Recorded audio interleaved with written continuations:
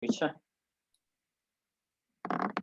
Okay, Ciara, welcome to this webinar. Thanks very much for joining us. And it'll be great to hear your reflections and answer the 5 questions I've got prepared for you. But you've had a great year.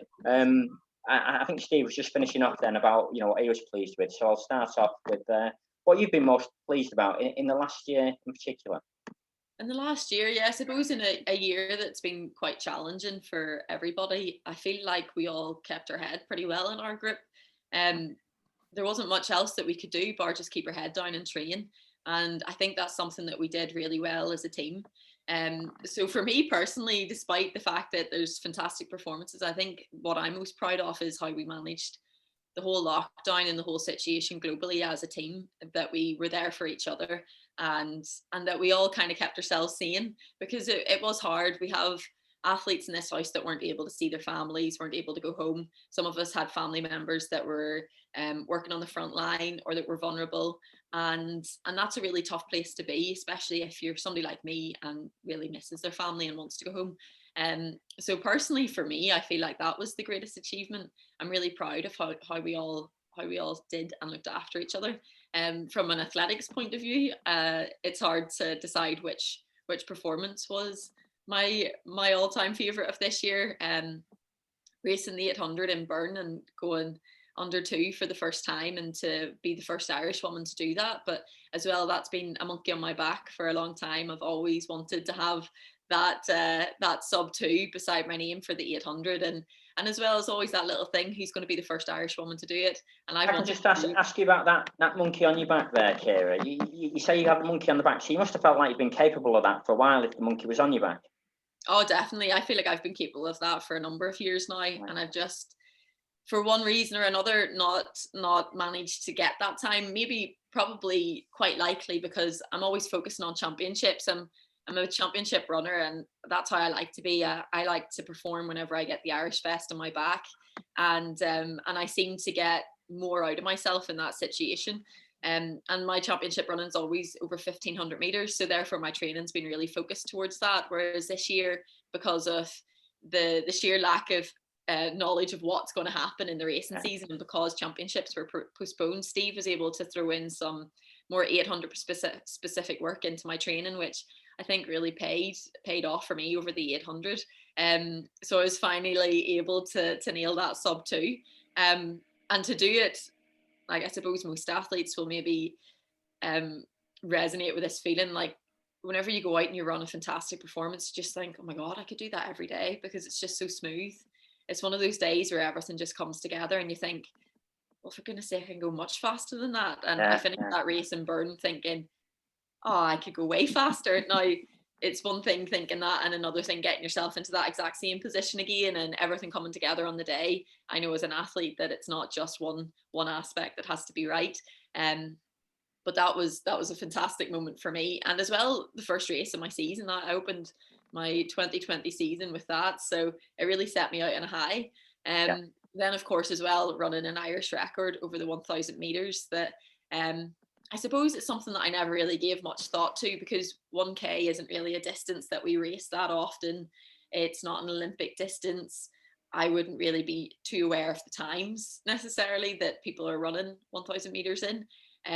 So I didn't think that the performance over that fully hit me until after, and I looked and realized that I'm 10th on the all-time list in the world. I was like, wow, yeah, that's good. And seeing an article that one of the journalists wrote saying this is quite possibly the best performance of Ciara Mageean's career, I was like, oh, I didn't even consider that. So I'm not a very good person at maybe reflecting on that at the time. Sometimes it takes for people outside of me, and it's quite usually my coach, to be like, you do realize what you've just achieved there. This is amazing. And for me, it was just positioning 3rd place in a Diamond League was what I was happy with.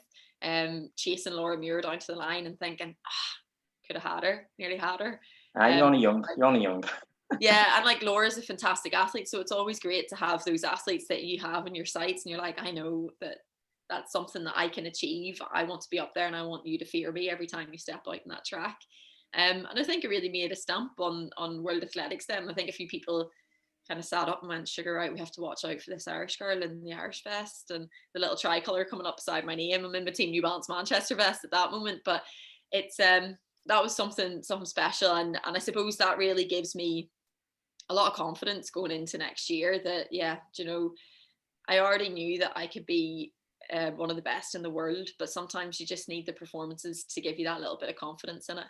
And if I can just probably get you to wind back now, because really my first question, and then you touched on it to some degree. But when did you first realise you could become an international athlete? At what age was that? You know, and what was the event or the time that made you think, you know, I can run internationally? Yeah, I suppose like my progression in athletics was very linear as a junior athlete. I just kept getting better and better and better, which is a lovely place to be.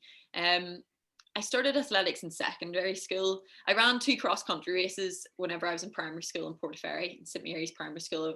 I went up to a park called Londonderry Park in Newton Ards, and I ran like 2 cross country races, and I stopped and walked in one of them and came fourth, and I was bitterly disappointed with myself and told myself I would never do that again.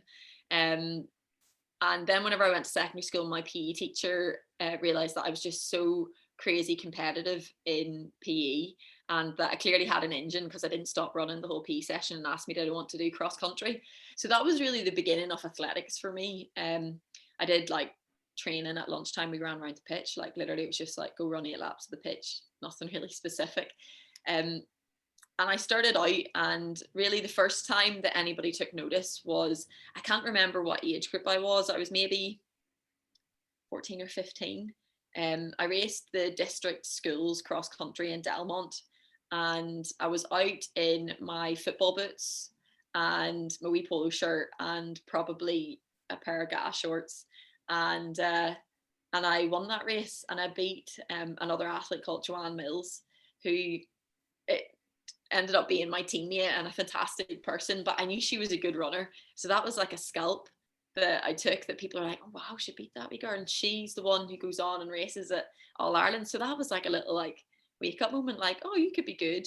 I got spotted for the Mary Peters Talent Academy, and I went up to that, and I got spotted for the Northern Irish Talent Academy, and I went up to that, and I was like, oh my goodness, people think I'm good at this sport. This is like, so as a youngster, that was probably the moment that I thought like, oh, I'm kind of good. Like, and that would be what, just before Christmas when you were 14 or 15? I'd say, I feel like I was either 14 or 15, so it would have been, yeah. Well, no, cross country season for schools is in the new year. It's like March usually. Yeah, it's not like a traditional cross country season for clubs. So schools cross country is like the beginning of the year.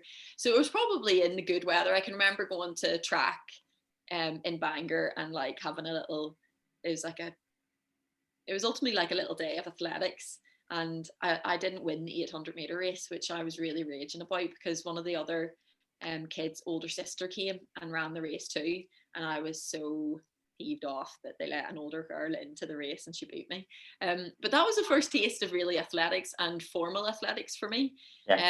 Then I went to my first coach, Eamon Christie. It was actually another Jackie from Athletics NI, who was there before Jackie Newton, pointed me in the direction of Eamon, because I was kind of like, oh, maybe I should train at this. My parents were like, maybe she should have a coach. And that began athletics for me. But I suppose really knowing that I would be something on a world stage didn't happen until I would say I really stepped onto the track and started racing proper track instead of cross country. So cross country was my first taste of athletics. But whenever I set foot on the track, I realized that this is where I'm meant to be. And yes, I was always a talented runner. So I was good over the cross. I was a tough little girl. But I wasn't exceptional in the way I was on the track. I was just raking up medals and performances on the track. Once I got my hold there, I was unstoppable really. And nobody could beat me at home. And then we went to England and nobody could beat me in England. And I think at that point, I realized like, I can be good. That would be the age, what, 16, 17? Yeah, I'd say like 16 or so. Whenever we started going to like UK school games and things like that, I was like, yeah, this will be it. And I distinctly remember a moment in my head. I had other major championships before that. I had won European underage medals. I'd won EYOF medals. I'd went to Commonwealth Youth Games and medaled there. And but I always distinctly remember one moment from my junior career when I was racing the World Championships in Moncton in Canada, and I made the final. And I remember everybody's like, "Oh my God, this is amazing! This is brilliant! She's made the final." Everybody made a really big deal about it, you know. And I can remember towing the line, and in that very moment, I can remember the voice in my head saying, "I'm not here just to, it's great to make the final. I'm here to show them what I can do, and I don't care where they're from." Because at that point, Jordan Hasse was the young upcoming star of American athletics, and she was the other white girl in the field, really the only white girl in the field they gave any chance to win a medal, because the field had Africans and it had Ethiopians and Kenyans who we all clearly were like, oh goodness, like those girls will be good. Yeah. And I remember thinking when I told that line that I'm not here just to make up the numbers. And I can also remember a distinct point in the race when I thought, oh no, I'm just going to have to make this respectable because I can't compete against these girls. Those little like voices that come up in your head. And then I saw Jordan Hasse and I was like in the lead group and I was like, hang on a minute. If she's good enough to be racing the Africans, so am I. There's no difference between me and her. I always thought like maybe genetically the Africans had something over us, but she's white like me. So I closed the gap and I ended up medaling at that world champs. And I think the commentators didn't even know my name. In the commentary, you can hear them scrappling for pages to figure out who the wee Irish girl is. Wow. And a friend gave me a video of it at one point, just a hand video where somebody said, Jesus, she's got isn't she? Because I just started taking on the Africans and kept going. And I think for me, that was a turning point as well, that I realized like I can be world class, but I can be world class against anybody in the world. Yeah. I think that's the beauty of the 1500 meters as well, that it's truly open for anybody. And like obviously there's advantages over longer distances for different people of different races really, but I feel like the middle distance are a great equalizer, so I believe that I can be up there. And yeah, no, I think intelligence and tactics come into the 1500 a bit more than perhaps the 5,000 and 10,000 or the marathon. Yeah, grand. That's great. So the next question. What processes have you worked on during stages of your development? And particularly, you know, I mean, when you first started out at 15, 16, 17, you know, were the things that you and your coach at that stage focused on to develop you? Likewise at 18, 19? I suppose I'm quite, I don't know, every athlete's different, and Steve would be able to tell you about this a little bit better. I ask very few questions necessarily whenever it comes to training. I just go and train. Steve says jump, I jump. I really do enjoy learning. I studied physiotherapy and I do enjoy that physiological aspect of learning about what I'm actually doing at this moment in time. But quite often I pay very little heed to it and I just go train. And it's my coach saying, like, for example, right now, Steve's like, you're working on a base right now. It's okay to be tired every week because you're doing miles, you're doing longer stuff, you're going to feel tired. That's normal. He feeds that back to me. Whenever I was younger, I maybe actually didn't fully understand what training specific areas I was doing, despite the fact that we were definitely doing it. On reflection, I can see that, especially at a young age, I'm looking at what Eamon did. We worked over the cross country season on longer reps. We were up around the dub. We were doing like little pyramid sessions, like 1, 2, 3, 3, 2, 1, and different things like that, working on hill repeats. Stuff that's really the bread and butter of athletes and athletics, no matter what age you are. So I can definitely see at the beginning, for me, a lot of it was working on strength. I had a natural ability to probably read a race, which was quite surprising for someone who didn't come from athletics. I had a real ability to sit in and kick from a young age. So I had that speed, and that was probably there thanks to my camogie. I grew up playing camogie, and because of that, I always had a turn of speed because it's a start-stop game. And it's something that that really kept that quick fire and kind of that fast twitch energy in my system. So for me, really working on that strength was a little bit more on my endurance. So I know that we'd be on the track and like we would be doing stuff like repeat 400s, repeat 300s. The reps might go up to a max of 600 meters whenever I was underage, and then we'd be on the dub doing longer fartleks. Can I just come back to that? Because I mean, you talk about working on strength, and you know, some people when they think about strength, they think about absolute strength and being able to move your own body weight. but maybe you're talking about strength endurance, and I don't think you've mentioned elastic strength. So would you agree that's probably strength endurance you were working on, or was there absolute strength work there? It's not. No, I didn't do very much absolute strength work in the sense that I'm lifting weights in the gym from that young age. I suppose like as a middle distance athlete, whenever I talk about strength, I talk about the strength throughout my performance. So I look at endurance in that sense, speed. So I kind of look at strength work is like my longer stuff, and then my speed work is my faster stuff and shorter. And then in that there'll be specific areas like my fast twitch type things where I'm working on hill sprints, where I'm working on building more of a endurance base with longer tempos, or am I starting to mix it up with coming into a little bit of more aerobic than anaerobic work, which is important for a middle distance athlete, where you're trying to dance between that area where you switch from aerobic to anaerobic, because that's what the 800 and 1500 meter does for you. And as a coach, Bash, you'll know a hell of a lot more of this than me. So yeah, whenever I say strength, I basically refer to endurance and longer stuff for me. And that's what I thought, but I wanted to clarify that for people listening. Just up there. And I suppose that's a nuance of how I refer to it, because I think that in order to get the best from myself, that I can have the ability to sprint at the end of a race, I need the strength to get through the whole of the race. So the endurance to get to the 1300 meters of a 1500, because without that endurance, and people will say, oh, she didn't have the speed over the last 200. I might have had the speed, but I maybe didn't have the endurance to get me to 1300 meters to utilize my speed over the last 200. So yeah, I probably deviated away from really looking at the progression of my training as a youngster. So underage, I feel that in each stage we worked on every aspect, because you can't miss anything out, especially if you're performing at the level that I have been. So as a young athlete, we're working on endurance, we're working on speed, probably less speed because I had that natural ability. I was also very lucky that I was doing athletics, so I was working on a lot of other areas of my body that I do think whenever I left camogie that I missed. So I was doing multi-directional stuff in camogie. So like you're changing direction a lot, you have a hurl in your hand and you're dipping down to pick up a ball, you're striking the ball. So I was very used to not only being linear. And whenever I quit camogie at the age of 18, 19, I feel like that was an area that I missed greatly, because I started getting a few more injuries. You, as an athlete, you can become very accustomed to running in straight lines and only taking a left turn. So that was areas that I had to try to start incorporating a little bit more. I started doing more strength work whenever I went to university, in the sense of gym work. So I started lifting weights and working on like plyometric type things, but gentle plyometrics at the start. But rather unfortunately, I got injured at the end of my junior career, and I basically missed a whole 4 years of racing for Ireland.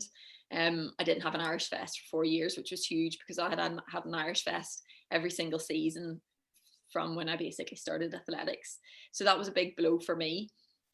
So in that area of my training, I focused on a different aspect of training, because I couldn't run. I underwent surgery on a bone spur in my left ankle, and it meant I was in crutches for I think it was 12 weeks. Then I was beginning to slowly weight bear again for another number of weeks, and like everything, I was told I'd be running within 6 months, and I wasn't. It's very hard to give a clear outline for an athlete, because things happen. I always prefer to have a larger image of time, because then I'm not disappointed when I'm not back racing in 6 months' time. And that was a really hard process for me. So I had changed coaches from Eamon Christie to Jerry Kiernan at that point. Eamon rather unfortunately got a diagnosis of an illness, and he couldn't coach me any longer, and he helped me find a new coach, and I went to Jerry Kiernan. So that was a new aspect of training for me. Poor Jerry was handed me a bit broken, and I can remember crying in front of him in a cafe in Dublin. And he must have thought, what the hell have I taken on? Yeah, but he clearly saw the potential I had. He had seen me as an underage athlete, and I couldn't have thought of a better person to nurture me through that time of my life. So I changed to university. That was a whole different time. I wasn't running. I felt a real identity crisis being a runner who couldn't run. So at that moment, I couldn't really train athletics wise. So I started working in the gym a little bit more, and that was the only thing I could do. I worked with S&C coach in the UCD Ad Astra Academy's gym called George Petrakos. And I think he saw the importance that I needed a focus in training. So I started hitting PBs in the gym. I was deadlifting. I was doing pull-ups. I had a very funny aim for the end of my year. I wanted to be able to do weighted pull-ups. Of course, very not very specific to 1500 meter running, but this was a little goal that I had because he realized that I was missing something. I was missing competitiveness and that drive of competition, and he was really helping me with my mental health at that time. Basically, I was in the gym every day because I missed training. So that was an area that I probably focused on a little bit more in my late teens because I was forced to. And then Jerry started bringing me back, and it started slowly, but I really think what Jerry worked on me was to try to build a little bit more of a base. I had like been balancing running and athletics as an underage athlete. So Eamon always had to balance the fact that I was doing athletics training with the fact that I was still playing camogie for my club, for my county, and for my school. So that's a fine balance to try to strike with a young athlete, because you don't want to overtrain them. They can be very vulnerable to getting injured. I feel like we're so robust as young athletes, but accumulatively it can have its toll. So then whenever I went to uni, I was purely doing athletics. So Jerry was able to put a little bit of a longer run in, was slowly starting to ease me up. I realized that I wasn't doing a lot of mileage in comparison to maybe some of my peers at that time, which also showed me maybe just how talented I was. So Jerry started that, and he really built me from my base again, because the injury had brought me back down to ground zero. And that was fun. Jerry had a different approach to training. He's a bit old fashioned in a lot of ways. We were doing tempos around UCD. I joined his training group in UCD, and it was great crack. There was a whole bunch of athletes of different ages. Some of the older guys who I would have known from racing at Eurocross with, but they were the senior athletes and I was a junior athlete, and they really took me under their wing. And I love this. And Jerry's often seen as an eccentric character in Irish athletics, and he lives up to that. But he was like a father figure to me in Dublin, and he really nurtured me through that tricky time as an injured athlete, and just having went to uni to get me to an Olympic Games, and I ran 4 minutes 0.1 or 4 minutes and 1 second under Jerry's guidance. So yeah, he really brought me back up. And then I moved to Steve, and Steve had to take, I had been running relatively poorly in the 2017 season. And he had to take that and then make it into the current specimen of what I am. And each coach has a learning aspect to go through. And I suppose whenever I think of the different areas of training, they're all quite similar. We touch in different areas. They're just at different intensities, really. You have to train an athlete age appropriately. And for Jerry, he told me that I'm quite a young athlete running wise, because I started quite late, and as well because I had a big spell out with injury. I didn't have maybe as many miles in the legs as some of my peers. So if I'm 28, I missed 4 years of running. I'm 24 in running terms. So he kind of told me to be patient, and he was going to work to build me back up. And Steve really was given a really strong athlete, but I was going through a rocky phase, and then put his training ethos on it. So with Steve, I probably have a little bit more knowledge maybe of the specific areas of training. So Steve refers to it as a cake, and he'll build different tiers. So right now, I don't even know if we're building the cake yet. I think we're building the stand for the cake.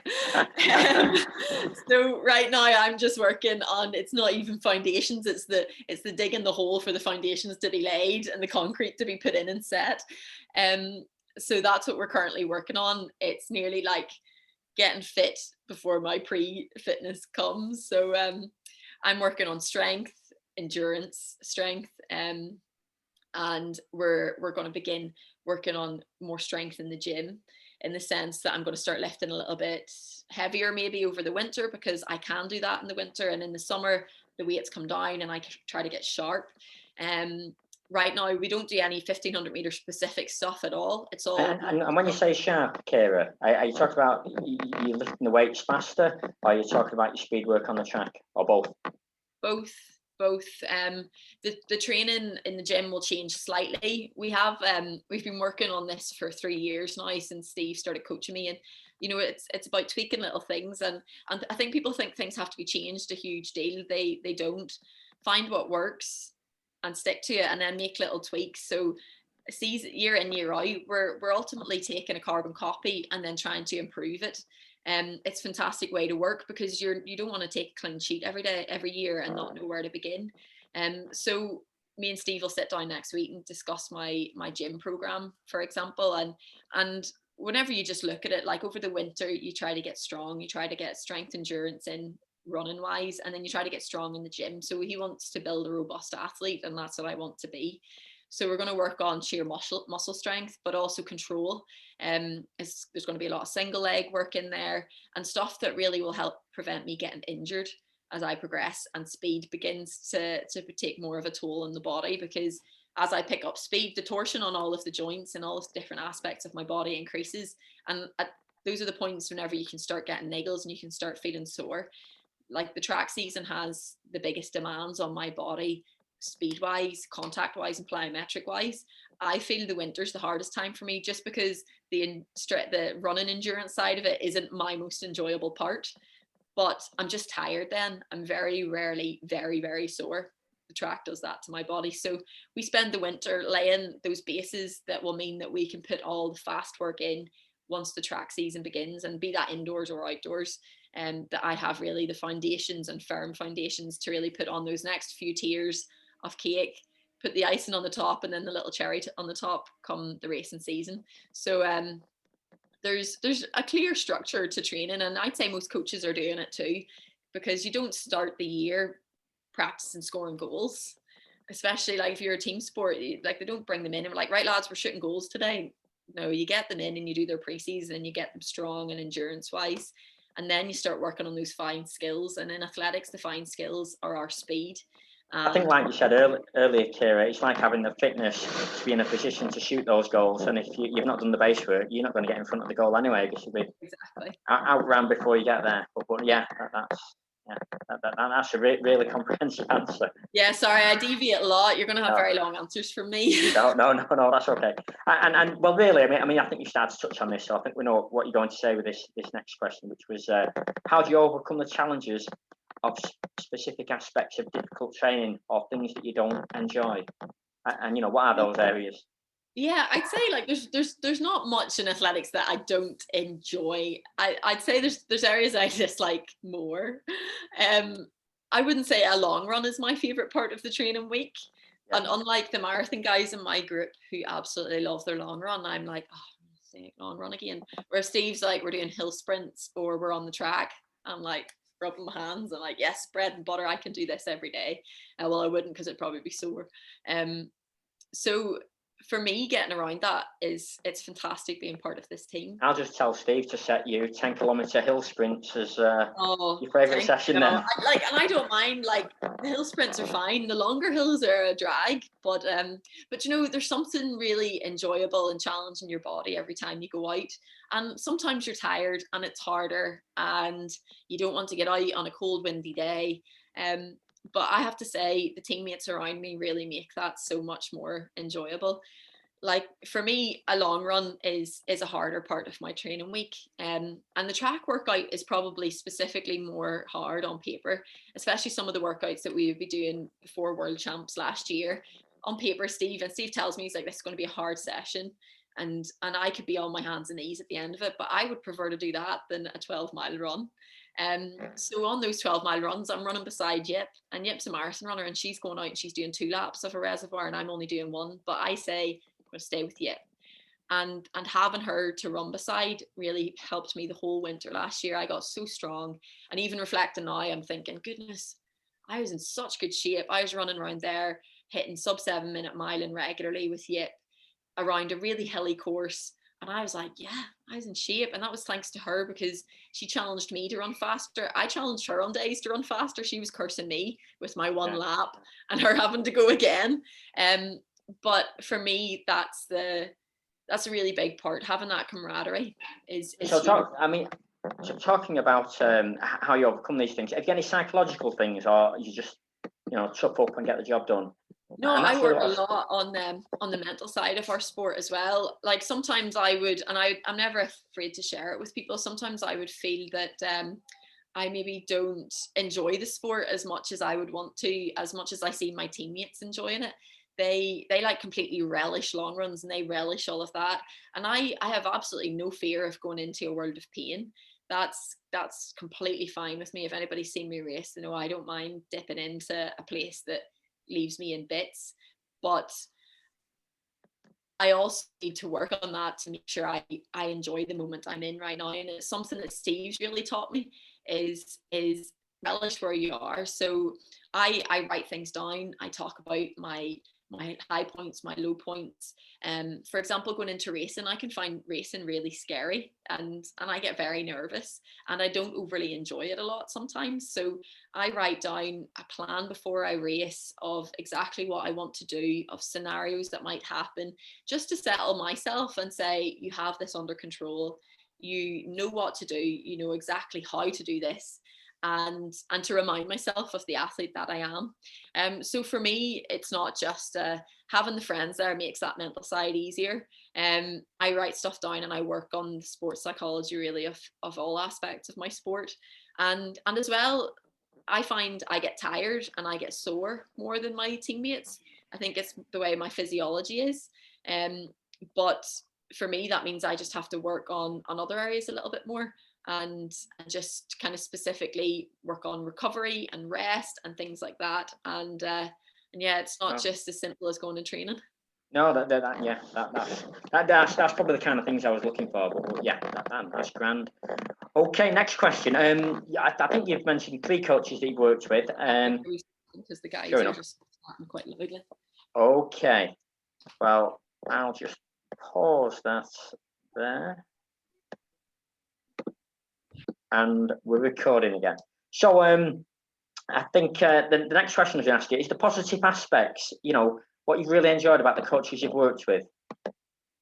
Yeah, I've had 3 coaches in my athletic career and they've played a really important role at all of those different aspects of and parts of my life. As well, probably quite importantly too, I view my whole sporting career as a whole, and I had coaches from before I started athletics that played a huge pivotal role really in my formative years of sport, and really in my formative years of being the person that I am today. I've had coaches in my local camogie club in Portaferry Camogie Club, who coached me since I was about 4 or 5, or I was probably toddling down to that pitch far earlier than that. I had an older sister who's 2 years older than me, so I was always in tow. And I had a fantastic camogie coach called Elizabeth Collins, and she really taught me an awful lot about really about the beauty of sport and being a good sports person, and respecting your competitors, respecting yourself, getting the most out of yourself. And I really put a huge amount of debt to Elizabeth for really probably making me the fierce competitive athlete that I am, which also comes from my family and my mummy and my daddy. And I had a fantastic aunt who played camogie, Adele, who helped me and was really an idol for me growing up. But Elizabeth really, she showed me really how sport can teach you so much. And she also introduced that kind of structured training into my life. And then as I progressed into athletics, she continued to look after me and was somebody that looked out for me if I was a little bit sore. She would pull me back in camogie training or at matches, which I was never too pleased about. So I feel like there's one coach that most people wouldn't actually know because it's not athletics, who played a huge role in my life. And I'd say for many athletes out there, they would say the same, be it a PE teacher or a coach from a very young age who really helped them be the person they are. And then whenever I moved into athletics, Eamon Christie was my first coach. And I suppose Eamon really showed me the world of athletics and the potential I had as an athlete and the potential I showed as an athlete. So that began the process of structured athletic training, which was a whole new world for me because I never really ran quite as much. I was always running at camogie, but just purely running, which seems so boring to me. Yeah, no. There wasn't a stick in my hand. And the interesting thing is, I still see Eamon up on the dub fields doing, you know, some of the sessions that you mentioned earlier. So he's still, I think, like you and Steve have said, he's still putting that carbon copy and tweaking it with other athletes. So he's still doing what he was doing with you, and it worked, and it does work. So Eamon really, he really gave me those formative years in athletics, and I would say ultimately set me up for the athletic career that I was going to have, because thanks to Eamon, I was medaling at underage world medals, underage European medals, and I got my contract with New Balance off the back of all of that training, those performances, which really set me up going into uni, in the sense that I could focus on my studies and purely on athletics. I didn't need to get a job to get me through uni. My contract meant that I was able to do that, and it opened a lot of doors for me.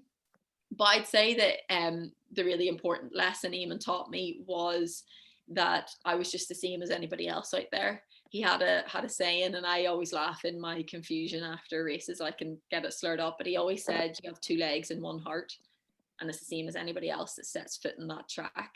So that was an important lesson that he told me, and he really showed me that I could be a world-class athlete, and that I'm the same as anybody else. And then my next coach was Jerry Kiernan. I came to Jerry. Can I just ask on that one as well? Because I know you'd mentioned that Eamon was ill, and he transitioned to Jerry. Was there much communication between Jerry and Eamon? I mean, did they hand you over? Yeah, like I can remember the day that Eamon came to tell me his news, and it's something that I feel like Eamon's told other people. I don't really want to share all of his personal details, but he came to tell me that he couldn't coach me any longer, just because of the circumstances. And bless him, he sat down and he was just purely talking to me about my athletics, and I was like, it doesn't matter about athletics. Are you okay? Athletics is not important. You're ill. Are you okay? Will you be okay? And his only concern was to try to make sure I was in the best place for my athletics to progress. So Eamon sat down and chatted to me about my options and what coaches out there, and it was something that I'd never envisaged going anywhere else. So I wasn't sure who to ask. I didn't really know other athletics coaches very much. So he sat down and he helped me make a list of different coaches that I should think about, and he said I would recommend Jerry.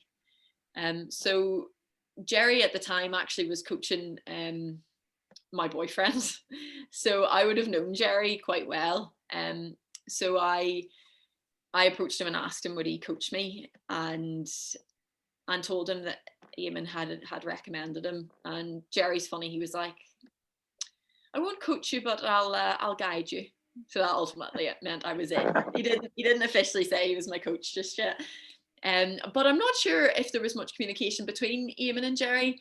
I think Jerry wanted to know, did I have ultimately Eamon's consent to come? He wasn't a fan of people going and fishing around behind their coach's back, which I would never have done anyway. And I reassured him, Eamon's helped me come to this decision. His circumstances have changed, and he's not in a position that he can coach me right now. And I feel there was a mutual understanding and probably a nod of the head between the coaches, because it's hard, I'd say, to see an athlete go, an athlete that you've trained since they started athletics and had so many fantastic years with, and you're kind of handing on the baton, and it can be bittersweet. But like I meet Eamon now at races and I chat away to him, and it's the same with Jerry now as well. So I don't think they really necessarily traded notes and was like this and this. As well, it's a hard thing because you join a new coach's ethos, and like that's how Jerry was going to train how Jerry trains, and Eamon trained how Eamon trains. It wasn't going to affect really how they trained. And as I've seen between every coach I've went to, we all do the same stuff, just slightly tweak it a different way. Yeah, I think that comes back to Steve's baking a cake, doesn't it? Because you're all baking a cake. It's just, somebody might have a little bit more flour in there, somebody might have a little bit more spice in there, some people might have a little bit more cream there, you know, and how you define those bits. And it all depends on the athlete as well. The real skill in being a good coach is not just sticking to your carbon copy with every single athlete that you come to. It's observing the athlete in front of you and realizing this doesn't work for them, but this will work for them, and tweaking it ever so slightly, because none of us are the same. We're not robots. So whenever I moved to Jerry, I had an ankle surgery. Well, I went to uni. It was my first year in uni, and then I think the second year in uni, I had to go undergo my ankle surgery. So Jerry had just started coaching me then. So he kind of had me as a little bit of a crock for the first while, and he would meet me, and I would go for a 5-minute jog with him. And I think sometimes, you know, what's the word? You know, when you take on somebody who's a crock, it's kind of like everybody's looking at you and saying, "What's happened to Ciara Mageean?" And you know, etc. And that's actually a big load to take, which a lot of people don't always realise. Jerry actually spoke openly and honestly to me at the start, and he said, he was like, "You're a very talented athlete, and I'm nervous about coaching you." And I was sitting in front of him in a coffee shop, and Eamon had never verbalized such a thing to me, maybe because he was there as it progressed, and that was just how it was. Whereas Jerry was like I'm nervous about coaching you, and I really appreciated his honesty, because at that point I was an older athlete. I was my late teens, maybe 19, 20, and it really felt like a team. I was like, well, I'm nervous about what I can do too, but we're going to learn together. And I felt that was a new stage of my athletics life, that I realized my coach doesn't know absolutely everything, that it's a learning process with all of us, and that we're in this together. And that's one really crucial part of the relationship I had with Jerry. He was not just a coach, he was like a father figure to me in Dublin. I had moved to uni. I was probably felt quite lonely in Dublin. I didn't really go out and socialise the way other university students do. I wasn't out drinking all the time. So I missed out on some of those contacts where people make friends at uni, which can be hard for a young athlete. And Jerry was a fantastic role model in Dublin, even though he was much older than I am. I really saw in him something that I was like, okay, this is something that I want to learn. He had a love for athletics that was so long, that he was an older man, and he still gave so much into the sport of athletics because he felt he wanted to, because it gave him so much in life. So that was a very important lesson in my time with Jerry, that I actually want to learn to love this sport and to want to keep doing it when I'm old. That was something that he maybe probably didn't think that he taught me, but he did. And he also put a lot of emphasis on longevity. So with him, I started to begin to think it's not about next year or this year, it's about 4 years' time, and that it was a process. So I started thinking of longevity with Jerry, whereas whenever I was younger, it was just the next race. And that's all I thought about, and that's a young mind. And maybe it was coming out of injury that also gave that thought towards longevity. But with Jerry, yeah, it felt like that was a key lesson. My love in the long term for the sport, my longevity in the sport, that I want to be a good senior athlete, and I want to be on the scene for a long time, not a short time. And I wanted to be good as well. And he also showed me the emphasis that I'm more than just an athlete. So he had me at that point whenever I had that little identity crisis because I was injured. And I'm known as the runner at home. People meet my parents, and if I'm with them, oh, is this the runner? And I wasn't running. And I was like, what am I if I'm not running? If I had the surgery and they told me there was an 80% chance it would work, but there was a 20% chance it wouldn't. And I thought, if that 20% chance happens, what even am I if I'm not a runner? Can you just remind me of the injury that you had? I had a bone spur in my ankle. So I had to undergo surgery where they lifted away my Achilles, shaved down the bone, and reattached it all. And hopefully it would make the pain go away. I was in a lot of pain every time I ran. So it threw up like a little dilemma, and Jerry really helped me realize that I'm more than just Ciara the runner, that I'm a person. And he put really a huge amount of importance on my university. If I was tired whenever I was sitting exams, he would be like, you'll have a rest day today. And I was like, no, I'll go out running. He's like, no, you were up all night studying. And I was like, you're my coach. You're meant to be like, you have to make your running priority. No, he was like, your education's important. Your run will be fine. That's fine. Have a rest day. And that was a really important lesson for me. So Jerry really got me back to where I wanted to be. I won my European bronze medal in 2016 with Jerry, and that was my first ever senior medal. So he brought me back onto a world stage. I went to the Olympic Games, got into the semi-final. I was disappointed there, but then I went and ran a blinder in Paris after it, which I was disappointed that I didn't do that in the Olympics, but that's a whole other lesson. And he taught me so much, and he's somebody again that I'm eternally grateful for all the things that he taught me and really helped me be happy being Ciara Mageean, not just the runner. I've got you. And then now you're with Steve, and I know I've spoke to Steve at length, but if you had to pick out one thing that's made a difference with Steve, or one of the positive aspects, what would that be? I don't even know how to wrap it all up, because I've been with Steve now for 3 years, and again, every coach plays a really crucial role in the point of your life that you're in right at that moment in time. So I finished university and I just began working in uni as a physio, and then I moved to Manchester to join Team New Balance Manchester, and that was a big step for me because I'm a little home bird, and despite moving from Portaferry to Dublin, you can still drive home. And moving to England was a big step for a little Irish girl. So I want to go to England, be among all the English. These aren't so bad, Bash. I don't know what to say. So I'm Irish now. Yeah, exactly. You're on our side. So that was a step. Leaving Jerry was a huge step for me. I'm a very loyal person, and I worried about hurting my coach by leaving them, and it's something that I think a lot of athletes might feel in that whole dynamic of changing coaches is really hard. But I felt it was the right thing for me to join a professional team. Moving to Manchester gave me so many more opportunities. Because I was living in Dublin and living as close to a professional athlete life as I could, but I was on my own and I felt like a little lone wolf. And I had my few people of my support structure around me, but ultimately I was alone a lot of the time. And then I was given the opportunity to join a professional team where I'd have a pack to train with. And I think as a pack, we're a lot more lethal. So that was beautiful. I had a structure around where I had a coach who was paid by New Balance, that I have a team, I have a house over my head. There's so many aspects of this that were hugely beneficial.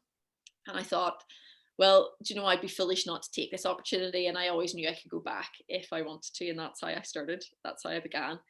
And Steve had to work on that mindset of a girl who was here because she kind of was like, I'll go and I'll give this a go and I'll see how it goes. But with maybe not just one, but a lot of my heartstrings still in Ireland, and thinking that, you know, if this fails, I'll go back home.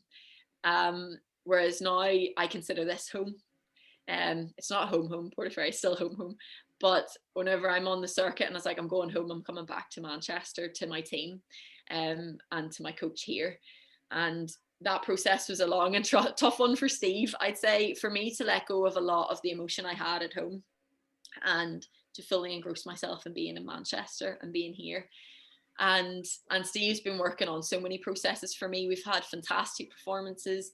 I've had poor performances. And Steve had to learn about how to cope with me as an athlete as well. And that was another interesting thing, that I'm learning probably a lot more about myself here in Manchester as I am about athletics. So now with Steve, I'm working probably a lot more closely on my head, on understanding the specific areas of training, but training's really easy. For me now, one of the main things that I'm learning from Steve is to really relish and enjoy the moments we're living in right now. And I'd say people might find it strange that a lot of the lessons I've taken from my coaches aren't running specific, but the running's the easy part and the training's the easy part. It's living in this life that you have to be happy. And many people would look and think, how lucky is she to be a full-time athlete? And I know that I'm in a really fortunate position. But like anybody's life, you can feel the pressures of it. And Steve's really teaching me, in the sense that Jerry wanted me to have longevity and look forward to a long life in athletics. Steve's teaching me to love this very moment I'm in and to relish every moment I have, because, you know, my time in athletics will be short. And in 10 years' time, I don't know how many years' time, I'll reflect back and think, oh, I wish I was back there. So that's something that Steve's really working on, and it's something that I remind myself when I toe the line. I toed the line at the World Champs last year, and I took a deep breath and looked up and said, I want to be here, and there's nowhere else in the world I'd rather be. And sometimes that's a really important lesson to remind yourself whenever the nerves are sky high and the butterflies in your tummy are fluttering more than they usually would. So that's something that Steve's teaching me, and something that I'm very grateful for too. And sometimes I feel a bit emotional talking about all the lessons. No. Really, these questions are really based at, you know, to help coaches deal with, you know, helping somebody else, you know, perhaps not in an identical situation to you, but still helping them along the pathway, and relating to some of the things that you've related to. And it is, you know, I mean, my own coaching experiences, you know, I draw parallels with what you're telling me, and you know, that's the way it is, and I absolutely agree. And I think the really good thing that you have mentioned that I wasn't expecting was about the coach, you know, that you had from a young age, from the age of 4. So to me, that's gold dust, because I think it's really important, because there are a lot of other sports that develop youngsters and show them the right pathway, and then give them the values that you still hold to this day, you know, and you know, that's a piece of gold dust that I think is important, and the same pieces of gold dust have come through the other coaches we've worked with as well. And I think all coaches have unique things that they offer to athletes to support them, but invariably, you know, some are better equipped, you know, to support athletes than others for whatever reason. But yeah, and we've talked about lots of support people around you and Steve, helping you both achieve. You know, it's not just a dyad. You know, I mean, I put this as a coaching pair. It's anything but a pair of people. But you know, you're flowing along nicely at the moment. But hopefully it'll end with a nice explosion in Tokyo next year. But that's what I'm hoping. Well, you know, the thing is, don't hope. Get proactive, get busy, plan for it, and execute. Which, you know, the answers you've given us has shown that you're well on the way to doing the business. So, you know, I'm not going to wish you luck. Just I'll wish you good planning, because that's. I'll take luck, because that plays into it too. But we're going to cover every single base. Yeah, and but don't rely on luck. Don't rely. So final question I've got for you here, Ciara, is, you know, your downtime activities, and that's, you know, your days off, and I believe you've got a day off today. Yeah.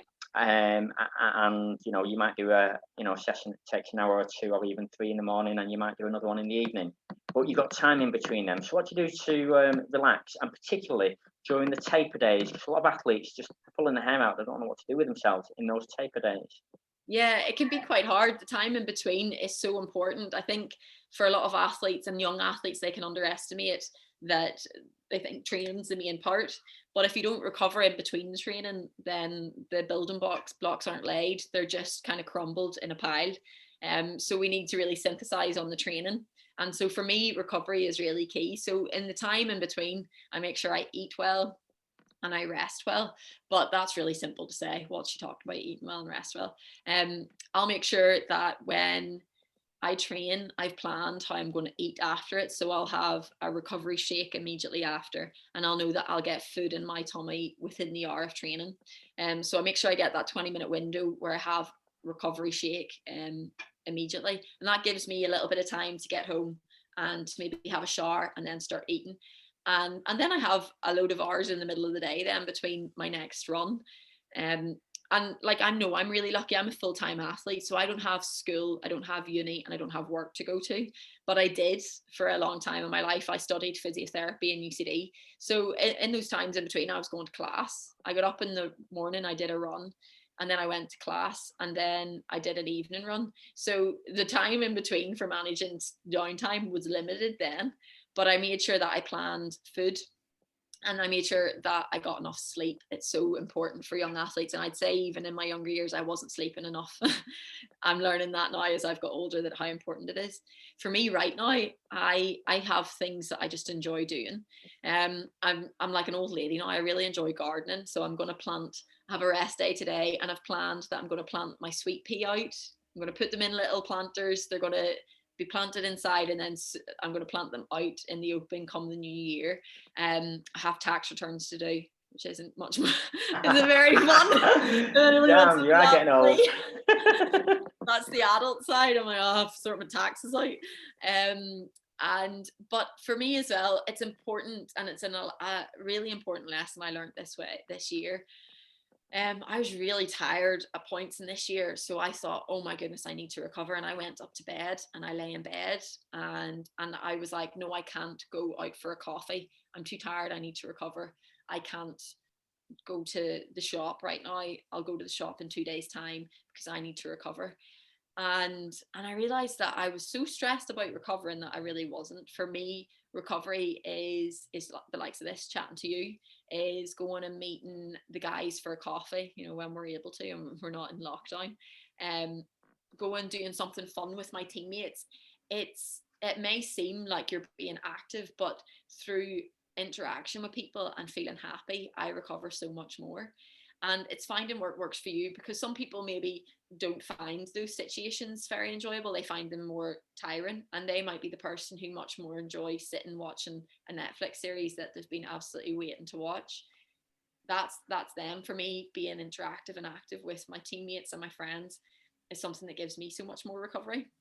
And then whenever you're looking at the real specific times that you need to occupy your mind, so those taper occasions, or say you're traveling to a race and you're going to have a day and a half before the race, then I make sure that I have something planned there. So I'll buy some magazines that I really want to read.